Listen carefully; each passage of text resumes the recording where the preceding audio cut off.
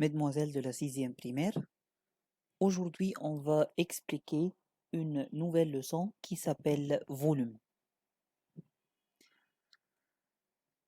Premièrement, avant de parler des volumes, on doit parler de quelque chose qu'on appelle les solides.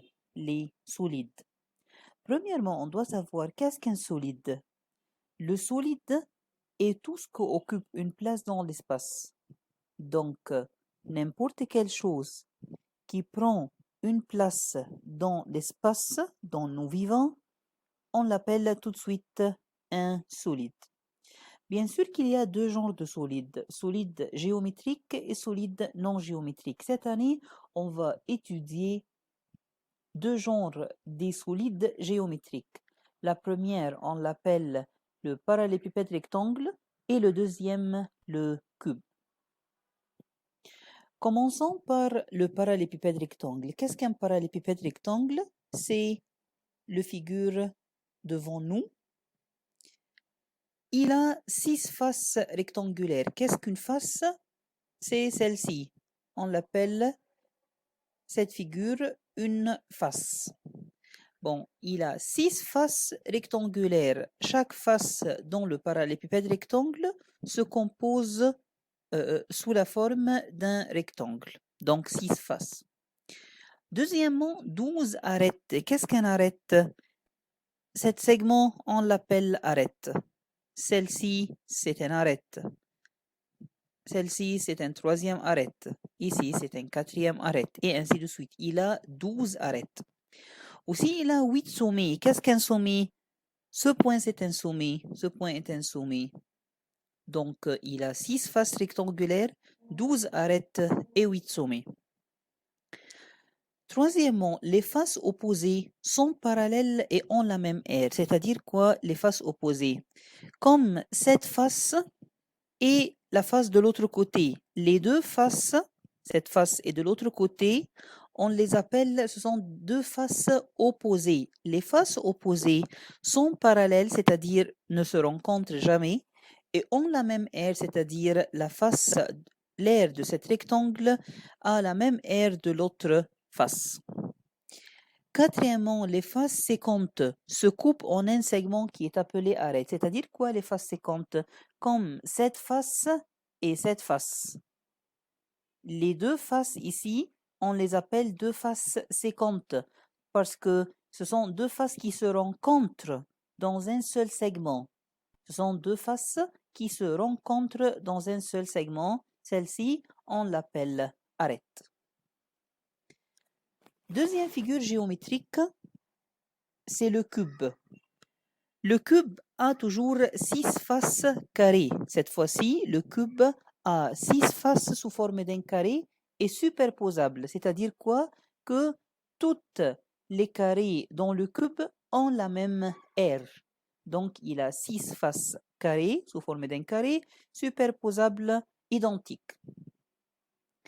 Il a 12 arêtes, comme d'habitude, comme le parallélépipède, il a 12 arêtes. Donc, si on va compter ces segments, on va les trouver 12.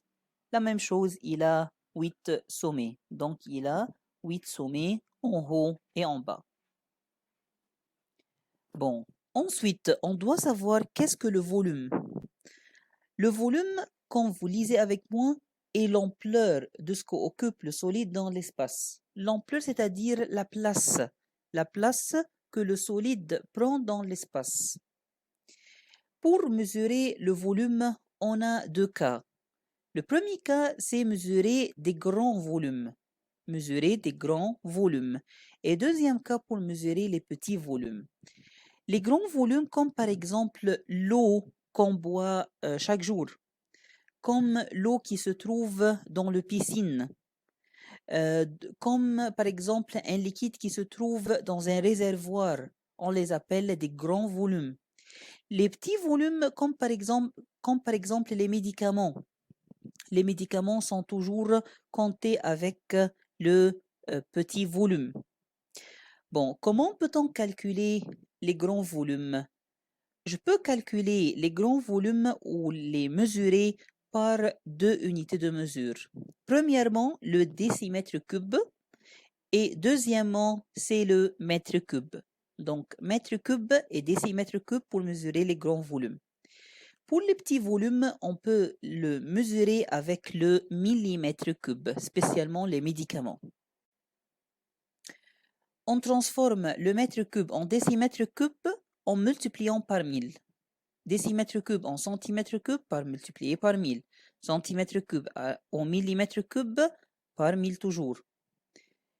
Et en retournant du millimètre cube en centimètre cube, je divise par 1000. Centimètre cube au décimètre cube, je divise par 1000. Décimètre cube au mètre cube, je divise toujours par 1000. Alors si par exemple, je vais aller du mètre cube au centimètre cube, alors j'aurai 6 zéros. 6 zéros. Alors je multiplie par million. Si par exemple, je vais aller du mètre cube au millimètre cube, alors je multiplie par milliard. Je multiplie par milliard. Alors, prenons quelques exemples. Converti, c'est-à-dire transforme. Transforme chacune des unités de volume en unités de volume demandées. 4 mètres cubes. Si vous vous rappelez, le mètre cube, pour le transformer en décimètre cube, je multiplie par 1000. Donc 4 mètres cubes, je multiplie par 1000, ça sera 4000 décimètres cubes. 0,5 cm3, je veux le transformer en millimètres. Du centimètre cube au millimètre cube, je multiplie par 1000. Ça sera 500. 300 millimètres cubes, je le transforme en centimètres cubes, je divise par 1000. Je divise par 1000, ça sera 0,3 cm3. Du décimètre cube en mètre cube, je divise toujours par 1000. Si je divise par 1000, ça sera 6,5 mètres cubes. Merci.